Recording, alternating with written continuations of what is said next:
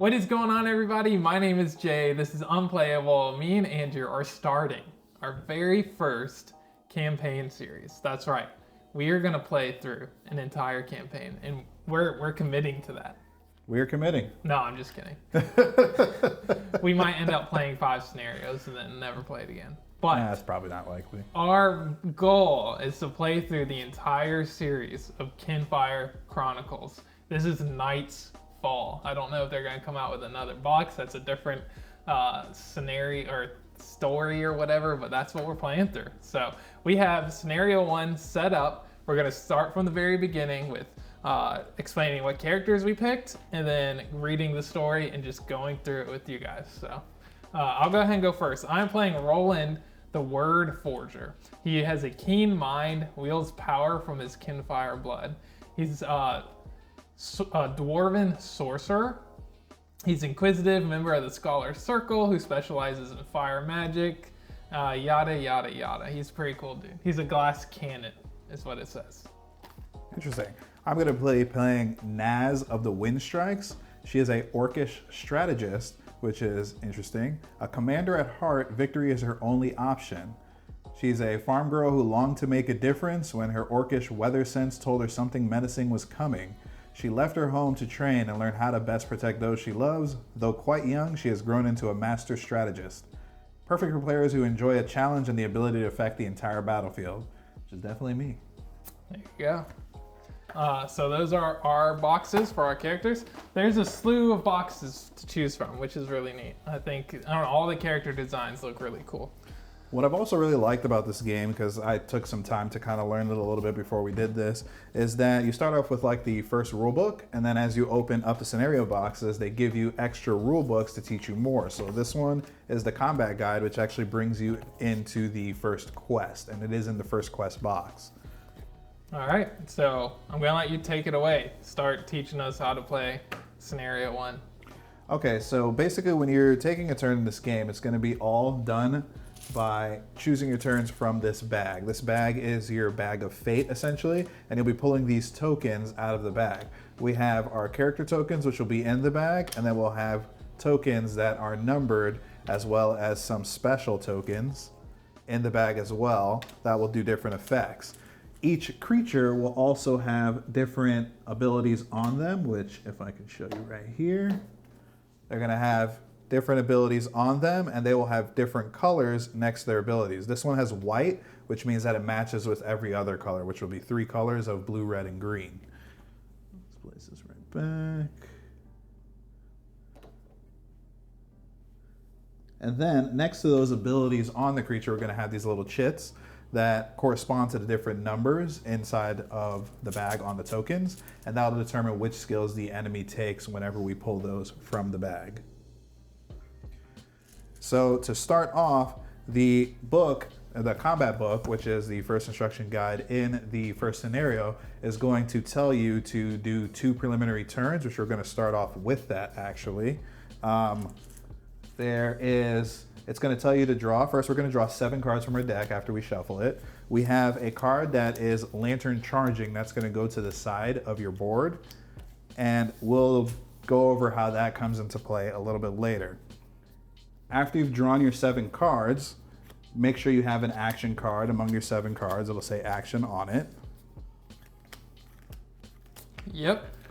As long as you have at least 1, then it tells you to just go ahead with that hand. Okay. Which I have at least 1 as well.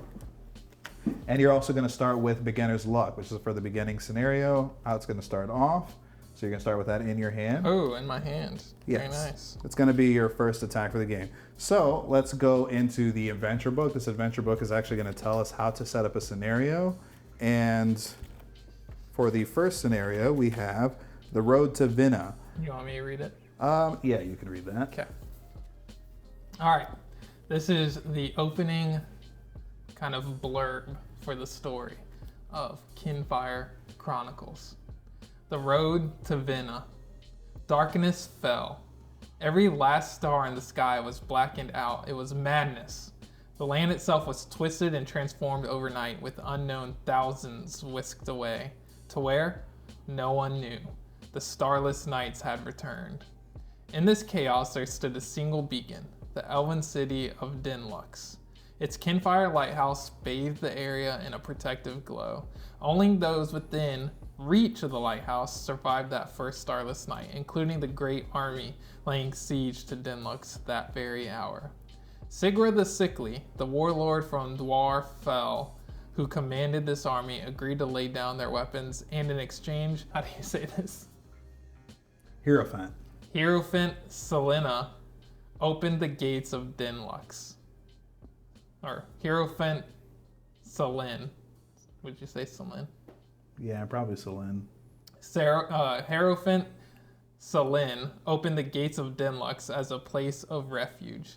But peace was not so easy. The mercenary leader of the orcs, Vath, of the Tusk Rippers, sensed an opportunity and organized his soldiers to take control of Dinlux in a swift but not unbloody coup. Once an unsteady peace settled in, with Vath sitting at the head of the city council, a new organization was established, the Seekers Guild. You and your companions are Seekers, a team of well-trained individuals working together on behalf of the people of Dinlux. Your magically crafted KINFIRE and lanterns allow you to navigate the darkness of starless nights somewhat safely. Still fresh in the guild, you and your fellow Seekers are out on an assignment, escorting a caravan of workers and priests to Vina, a nearby farming village. Hierophant Silin will arrive in a few days to complete a new lighthouse, built to protect the people and farms who have become essential to feeding the now overcrowded city. Night is beginning to fall, the normal kind, thankfully, when a dark shadow passes overhead. A shriek breaks the silence, followed by the rustling of leathery wings. A creature long and scaled circles and lands before you, a wyvern. You reach for your weapons. Open the atlas to map 1 and then read 1-1. Which we've already opened to 1, so we're gonna go ahead with 1-1. As you lift your weapons to do battle with the wyvern, a shivery feeling rushes through you, an almost alien feeling of deja vu and correctness, as if you've been waiting all your life for this moment. You gain 2 fate tokens. Next, go to 1-2 and refer to the combat rulebook found in Quest 1 to learn about how to set up and play out a combat. All right, so we've already set up for the combat. We have our creature up here, we have their health dial. The first thing they also do is they're gonna set their original target. Normally you place these tokens on your board. We're gonna place them on the standees here so I have a better visual representation. So the person who has the most health, which I actually have 20 and you have 15. So I am gonna be the first target for the creature. And this game, whenever the creature is targeting someone, they will focus entirely on that target. It does not matter whatever they're doing, they won't switch. If they need to move and then attack, but they can't attack after they move, they're just going to not attack if they can't hit their actual target. So even if, say, you were in this spot and he needed to move and then needed to move and get melee, he doesn't care. It wouldn't care. He's aggroed. Exactly. He's angry. He's triggered. So if a Seeker is defeated, we lose the quest. Yes, we do. If the Wyvern is defeated, we win the quest and go to a different passage. That we also do. So for the combat rulebook, the first thing it tells you is to preset your first 2 turns. So we've already taken out the tokens. It says to take out one of the character tokens to start the turn, and that player is also going to be using the beginner's luck card. So we're going to start off with Jay's turn. And what it instructs you to do, so normally this would only happen when we pull it from the bag, but since we're setting it, you're actually going to take it out. On your turn, you can actually follow your board. It actually tells you everything to do on your turn. You can either take an action, which would be to play a card from your hand that's an action card, and or move 1 location. A location is delineated by these lines on the player map. Or you can pass, and when you pass, you can either discard a card from your hand or draw a card into your hand. If you pass, then you're not going to be, I don't believe you're going to be moving. You're not going to move or anything. You're just going to be done. Actually, you can still move. You can move and then you can pass your action, and therefore you would only draw or discard a card. It goes in this order, so you act first. No, not necessarily. You can move, can happen before or after you act. Okay, I see. So in addition to actually drawing our hand of 7 cards, you're also going to reference your player sheet, which I'm going to lift this up and show you right here. We have our health dial here, which is a little loose, so it's nice for when it's sitting down, but if you lift it up, it messes up. And then we have our armor right here. For every bit of armor you have, every time you would refresh your hand, you're gonna draw that many armor cards from the armor deck. So I have 2 armor, and do you have any? I have 1. So then you get 1 as well. Is the start of the game considered refreshing your hand then? At the very beginning, we would do this as part of drawing our hand. And this is gonna happen every single time you refresh your hand. So it's a kind of interesting mechanic of your armor revolving back around and you being able to defend again. So with that being said, for your first action, what they state is that you're going to move 1 location closer, because whenever you do an attack, if you want to hold out the card, it shows a bow and arrow. That means it's a ranged attack. Ranged attacks can hit from exactly 1 space away.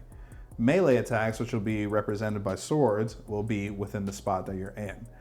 In addition, this will do 4 damage from range, and if you notice, it has a disposable keyword, which also explains itself to you that once you play it, it goes out of your hand entirely. So for this, we're going to do Beginner's Luck as your action for this turn. You're going to do 4 damage to the creature. Let's go. Beginner's Luck, baby. Yes, yes. However, 26. He's almost dead already. That is a white card, so if I have any cards that can boost its damage, I can play 1 boost effect to boost your cards. Unfortunately, I do not have any cards to help boost your damage. That is white cards can't be boosted with anything? White cards can be boosted with anything because they're white. They match with any color. Normally in this game, you have to play a boost card matching the color of the card that is being played.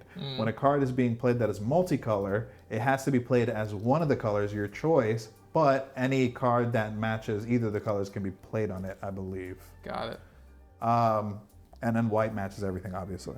So for this, we did 4 damage to the creature. However, I can boost it myself if I wanted to, right? No, you cannot. You can only boost other players. Here's where an interesting thing comes into play of it's a game of a lot of helping each other out, which I thought was actually really cool. If we want to bring Beginner's Luck back for just a moment, sure.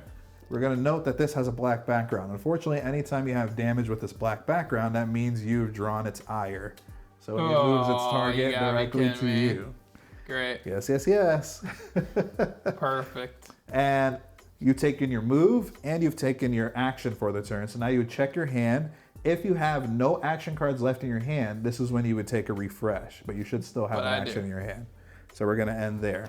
Now for the next one, it tells us to pull the number for number 1. So number 1 comes out. Now we're going to reference the chit next to the ability for number 1, which is going to state that with a sudden lunge, the Wyvern darts forward, snapping its massive jaws at you. After attacking, the Wyvern refocuses. So he's attacking for 8. Yes, so first he's going to move next to you, because they always get 1 move as well. And then he's going to attack you for 8. Now I can play, and since that is a white ability he's using, I can play any ability to try and boost your defense if I have it, which I do not. So I cannot help you with that boosting of defense. Now how armor works is you're going to for every armor card in your hand, you're going to count those up. Whatever that number is, you're going to reduce the amount of that damage by that amount, plus anything that your allies have added to that for your defense, which I can't add anything, unfortunately. And then after you've reduced the damage by your armor, you're only going to remove 1 of your armor cards. So if you had multiple, you would still have some armor. Unfortunately, you only have 1, so now you're going to take 7 damage. And then this is going to discard.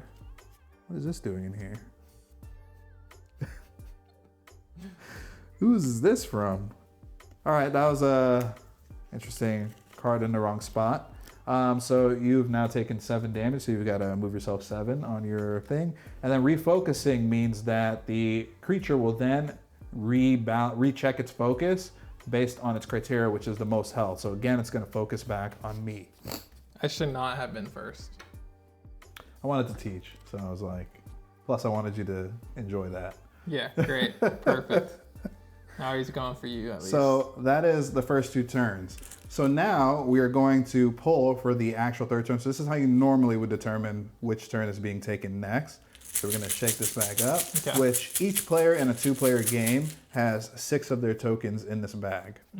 And then we have 1 for each of those numbers. We have 3 tokens that show hearts, which I'll go over that once we pull one of those. And then we have, I believe, 2 tokens that show shadows, which is this, which is this right here, or this. Question. Yes. So this card here is a boost.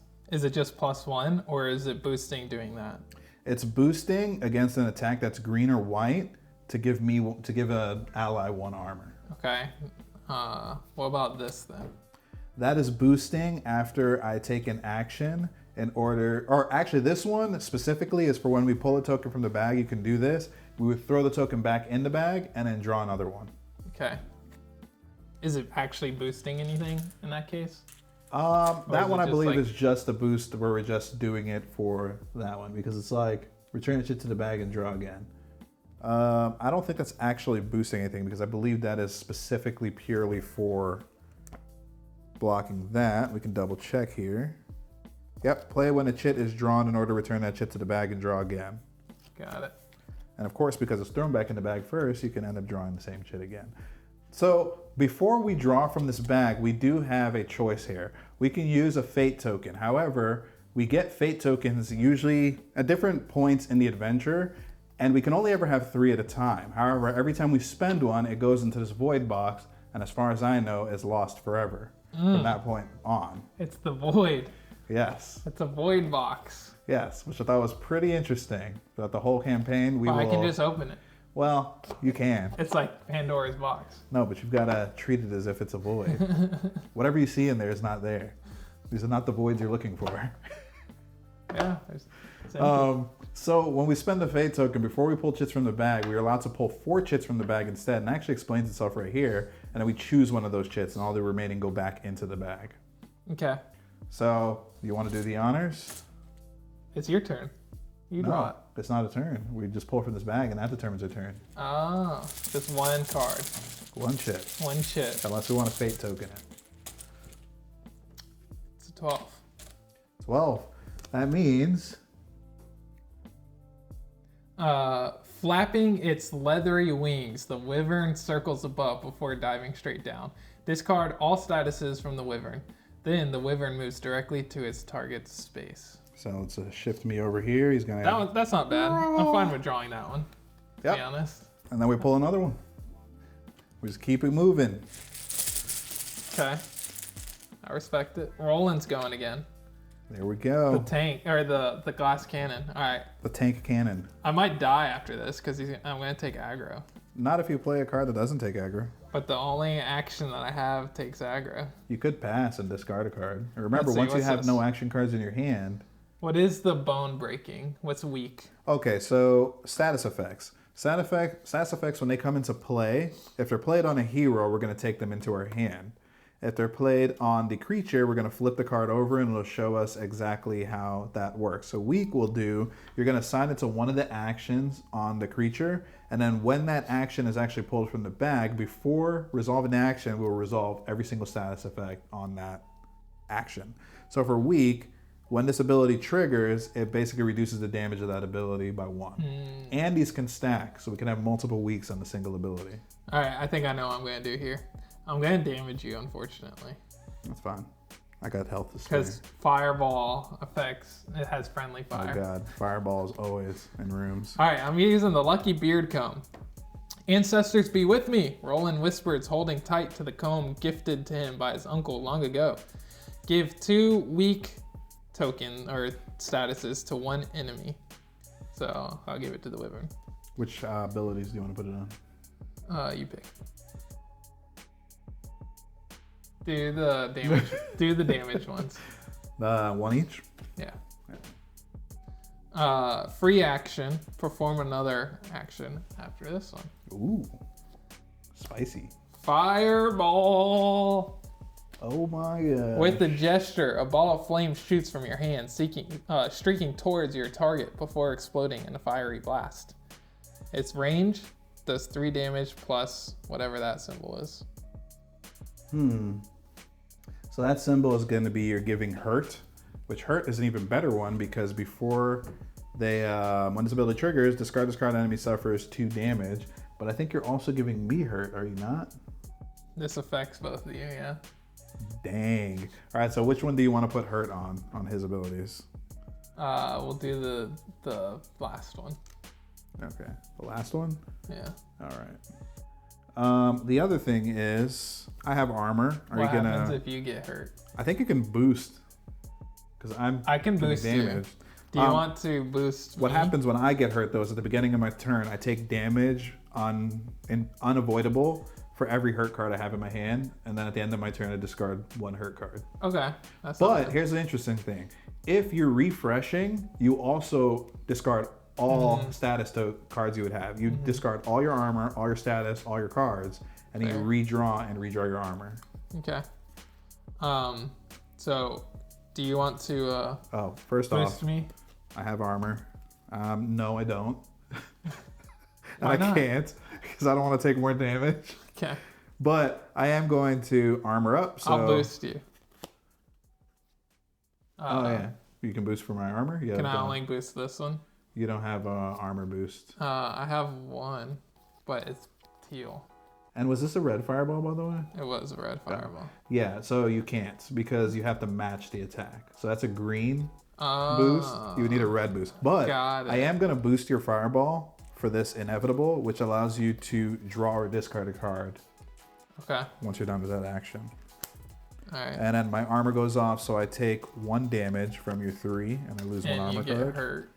And I took the hurt into my hand. But the Wyvern takes 3 damage. He's also hurt. I'm done. Do you want to discard or draw a card? I'll draw one. So the other thing I should note about is when you run out action cards in your hand, you have to refresh your hand. You then get to flip your Lantern Charging card over, which gives you a special ability which does not sit in your hand, but you can play it as if it was in your hand. Maybe I should have discarded them. So yeah, that's why I'm saying that is an option. I already drew now. And you wanted to move further? Yeah. Remember, range is from 1 away. Yeah. Okay. But I don't want him coming but you after me, drew 'cause aggro. now I'm aggroed. Okay. And then I'll pull from the bag this time. Let's see if my luck. It's any better. I would refresh. Oh! Hey, I'm It's gonna Naz. return the chit and draw. What? Seriously? I'm gonna go ahead and place this here.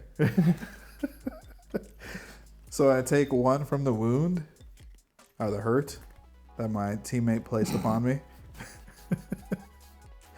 So the other thing I did not note, which I don't have one in my card, is there's some cards that are called ward cards, and they're basically passive effects that you can play out. Once you've played them out, they sit above your board until at some point they're removed, or if you play another ward card, you have to remove your old one because you can only have 1 ward card at a time, unless you're the bard who can have 2. Okay. And for my turn... Oh! My boost cards don't have to match the color of the action or attack. So I can block you completely. If you don't want to take the 1 damage. Oh, is that your special? Yeah. Oh, okay. Yeah, I mean, you might as well. Okay. Every little less damage I can take is I'll a nicer do time.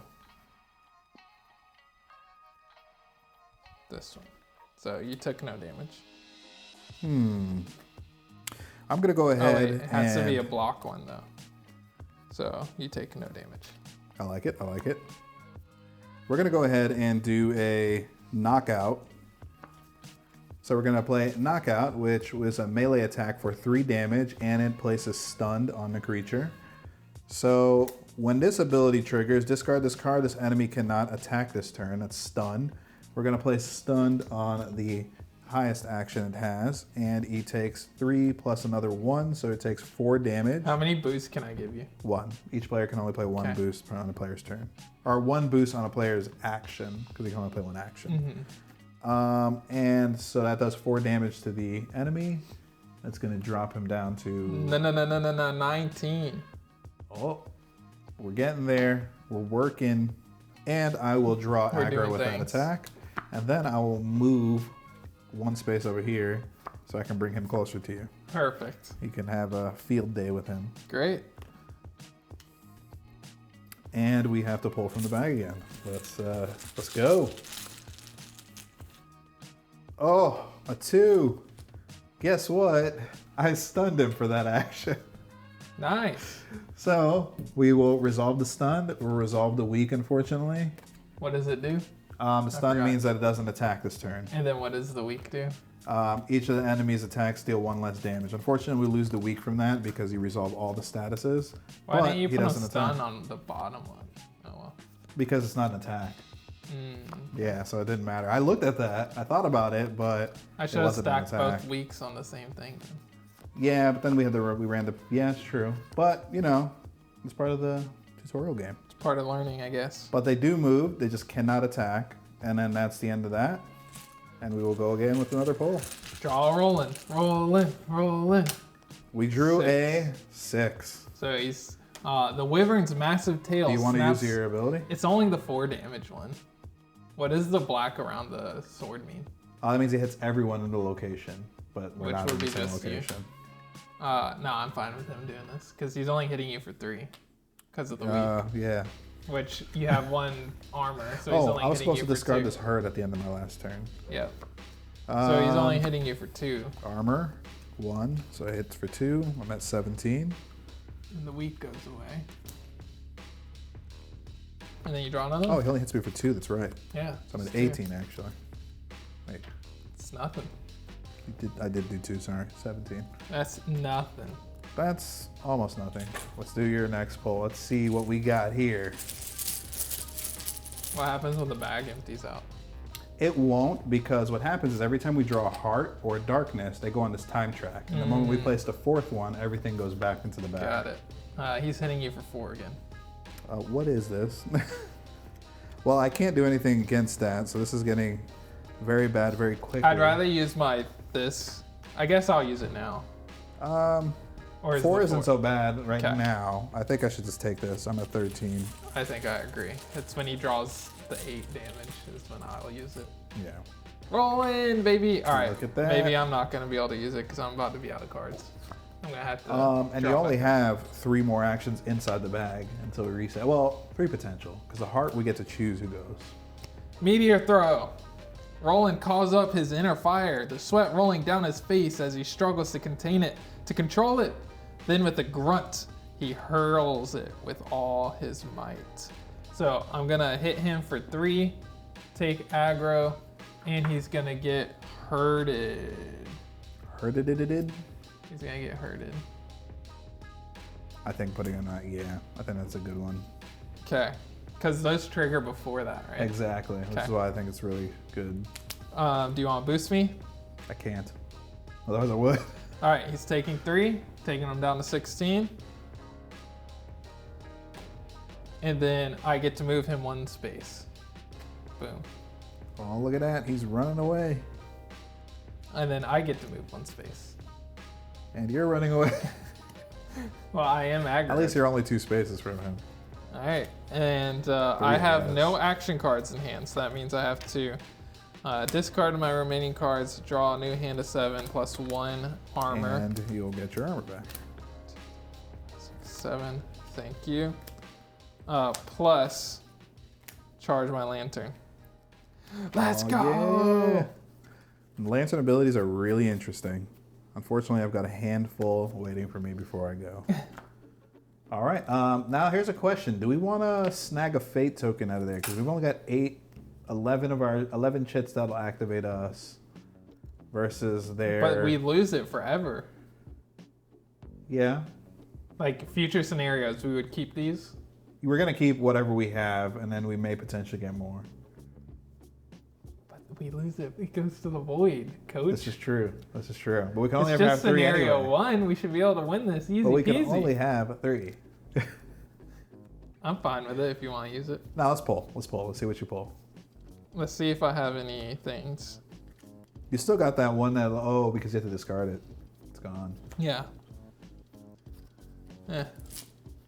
Let's just do it. Maybe Leave we'll it to the draw the heavens. 12 and he'll take 4 damage. Oh, heart. That means we get to choose which one of us goes next. I would like to go next. So we don't have to draw anything else. No. We just choose who goes. Yeah. You go. Okay, perfect. So I'm gonna move over next to the creature. We're gonna say hi. And then, oh, I can't move before or after this attack. Why'd you move him? Did you want me to? No, keep it's him there? fine. It's fine. Let's see here. I think I'm gonna go ahead and hit this probe. You strike at your enemy, probing for weaknesses. I deal 1 damage. It's blue if you can boost that at all. And after attacking, I draw up to 4 chits from the bag, and I may discard 1 numbered enemy chit among them, if any, to the spent chits area, returning the others to the bag. Nice. So we do 2 damage. We place a stun, which I'm going to place on this strongest attack because that thing is scary. Yeah, stuff's broken. And we will draw 4 chits from the bag, and I get to remove 1. So we drew 1, 2, 3, 4. I am definitely removing this 4 because that's less chances of him doing that first attack. And these will go back. And then I will stay there because I need to be there. You didn't take aggro either. No, I didn't, unfortunately. No, that's kind of good. wish I did. I want him to move towards me. No, but I want him to stay with me. There's a reason. No. You go.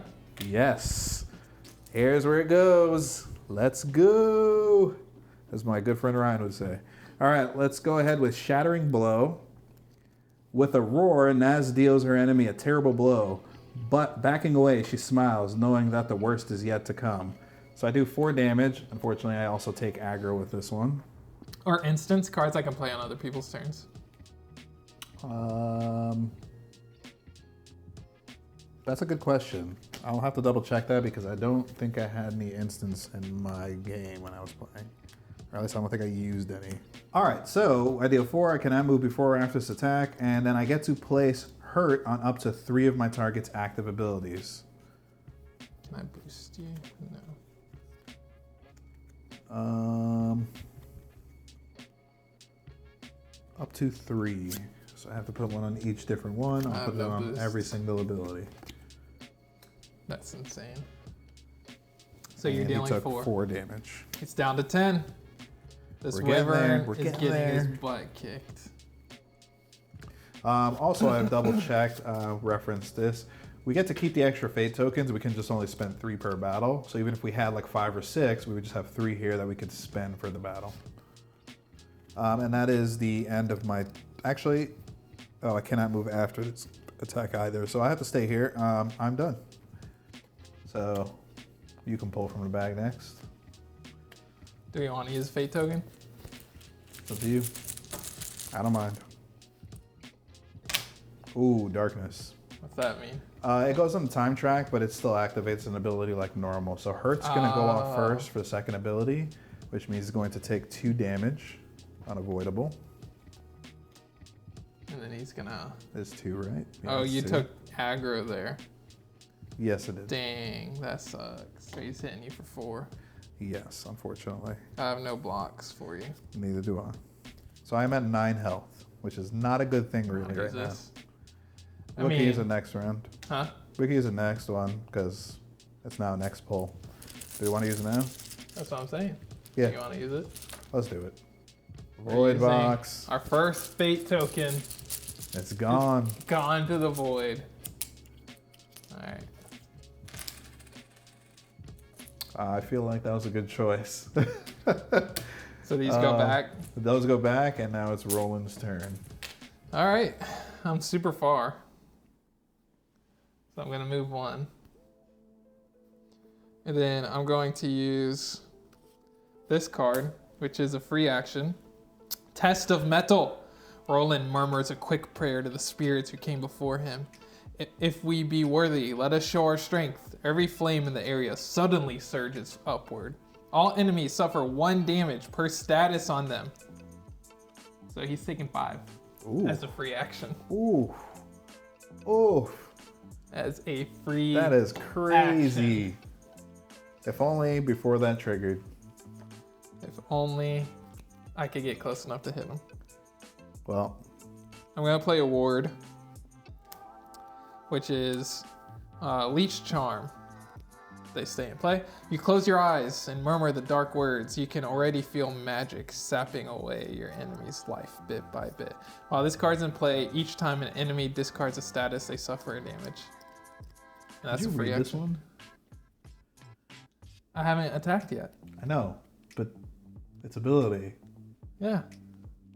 with your other card would have triggered very strongly. I know, but I am not close enough to hit him. I know. That's unfortunate. I don't think you're close enough to hit him at all unless you can No, move I'm not. him. I moved. I'm done. I'm going to take a pass, which means I get to draw or discard a card. I'll draw a card. Cool. I'm done. All right, so my turn. Would you like, or it's not my turn. I'm gonna pull from the back. I'm guessing, actually,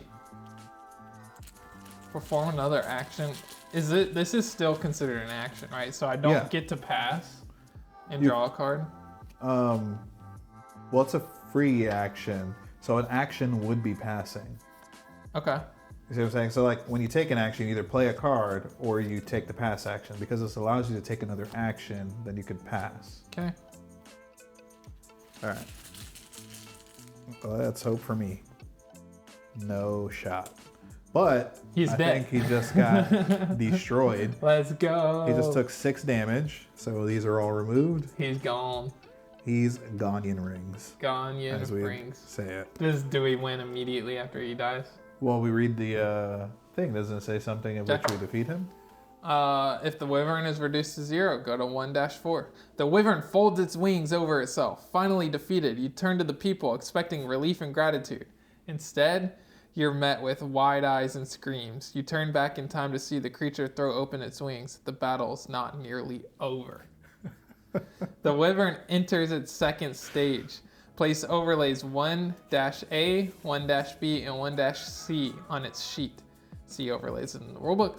When an enemy enters a new stage, remove all statuses from its sheet and reset its health to full. Any leftover damage from the previous stage is ignored, and any ability tokens now on passive abilities are divided among the enemy's active abilities. If a seeker is defeated, you lose. If the Wyvern is reduced to 0. It said we removed the statuses, right? Yeah. And this is how I died my first time. Because you didn't know? I didn't know he would be coming back at me. So these are all gone? I'm assuming he doesn't trigger whatever with the 10 that you drew. That 10 already happened, I believe. All right, so now we are resetting this creature based on overlays. First of all, we get a creature skin to put over his look. He's all angry. Oh, We've got nice. his new health value, so he's at 15 health still. Look at that skin. No, he's at 15. Oh, 15. Yep. His targeting, he still focuses on the most health. So we have that.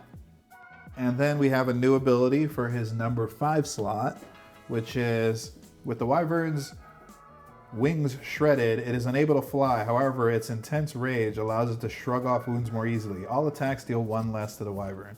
But he loses his ability to remove all of our things. However, this is a passive ability. Passive? So whenever they have passive abilities that replace old abilities, all the activation tokens for the old abilities have to be distributed evenly among the other abilities. So now 10, 11, and 12 are going to shift. And since we have to do it evenly... 10 up there since it's already out. 12 is also out. I think I would rather this activate more often than the 8 damage. Yeah, agreed. And then we continue on from there. So now we need another 15 damage in order to defeat this. We got this. Unless I die first. I still got this. Did it say if they refocus? Remove all statuses. Reset its health to full. Actually, it wouldn't matter if it refocus because I have the most health anyway. Doesn't say. All right, you ready? We're ready. 5. 5? 5. Ooh. And I don't have my thing. So you're about to take Ooh. some damage, coach. I'm at 1 health. Having a handful of actions is a very detrimental. You have no armor? I have none because I've had a handful of actions at the beginning of the game. I can block for you. Oh yeah, you can. You can Does block that one. actually matter though? Well, it brings me to 2 health. Okay. I mean, it may save my life. All I right. can get my hand gone. Oh, I guess this doesn't matter actually. All right. Drawing another one. You Oh, thank you. I was gonna bring him with me since my ability is I have a card that'll let me move him with me, but instead I'm going to make things inevitable. I will hit him for 3 damage. I got some spice for you after this. All right, so I'm dealing 3 damage, and then, so inevitable. Close your eyes, her teacher, Reese, often instructed. Let your sword move with the wind. It is swiftness, it is power. Before attacking, I may move my target to my space. He's already in my space, so I'm dealing 3 damage. And then I'm gonna take this opportunity to run away. And I'm gonna give you an extra movement. And run away. Perfect. We deal 3. 3 damage. And that is the end of my turn. Unfortunately, I still have action cards in my hand. And I can't boost your damage. All right. All right, drawn again. How many tokens are left for ours? There's Like 6 each for barely us, any. so there's 2 for you, 3 for me, and 2 more hearts. This is not good. 7 tokens. Ooh. He's not hitting you though. Yeah, He moves 1. let's move him. Oh, he has to move. He has to move towards you, yeah. All right. I tried. I did what I could with the extra movement, Yeah, coach. really, a full hand of actions is very, very bad. Do we want to use a fate token? Unless you can pull aggro. Can you pull aggro with an attack? I don't get to go. Oh, you're right. What am I thinking? If we draw a heart. So we have a 4 chits out of whatever's left in that bag of you being able to take a turn. Or you. Because if you move, that's good too. Well, I think it's better if you're able to take a turn because then you can do some damage. Definitely whereas better. I'd have to run. Then again, I could pass and discard more cards and get closer to getting armor back, but All right. let's go. Let's just do it. And that's it, folks. Gee. And now you know Dang. why I've lost the Sorare. Dang. He moves towards me, strikes me for 4. I am No. dead. Can I use an armor on you? No. But we continue on. We will read the next passage because I believe it was... We were so close. Yes. Hold on. I'm going to draw again.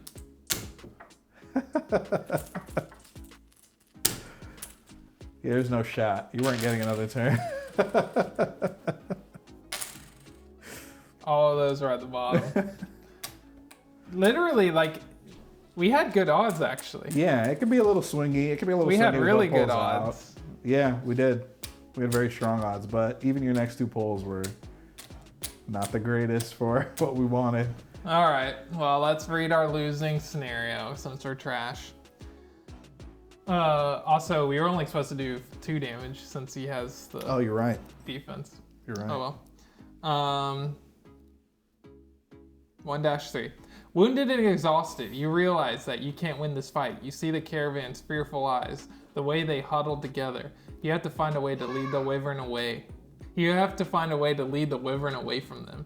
With the last push, you draw its attention with shouts and hurled rocks, leading it out into the night. Finally, you manage to lose the creature in the dark. Upon your return, the people run to you, shaken and relieved. They clap you on the backs and collect a small bag of coins to show their thanks. Still exhausted and still wary, you continue on your way towards Vinna. Gain 3 coins. This quest is over. The next time you play, proceed to quest 2. We gain 3 coins. Great.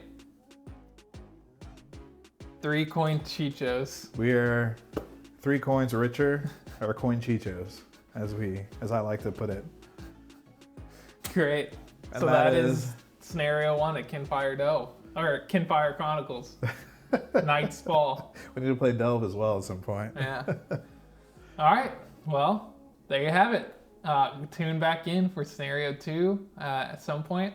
But thank you guys so much for watching. We hope you enjoyed this teach and play of KINFIRE Chronicles. As always, see you on the next one. Bye. See ya.